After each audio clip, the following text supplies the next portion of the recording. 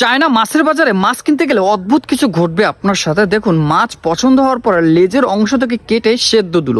সেদ্ধ দেওয়ার পরে দেখতে পাচ্ছেন একটু সস দিচ্ছে, দুইটা কাঠি দিচ্ছে এবং দেখতে পাচ্ছেন কাঠি সহ সে মাছটা খাচ্ছে, যিনি কিনবে আর কি। দেখে যখন মাছ পছন্দ হচ্ছে, হ্যাঁ মাছের স্বাদটা ভালো, তখন মাছ কাটার প্রক্রিয়া শুরু হয়।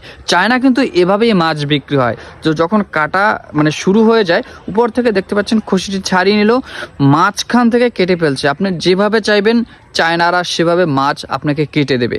দেখতে পাচ্ছেন মাথার অংশ থেকে কেটে। আর বিশেষ করে চায়নারা কিন্তু মাছের মাথা অথবা মাছের যে কাটা সেটা খেতে খুবই পছন্দ করে।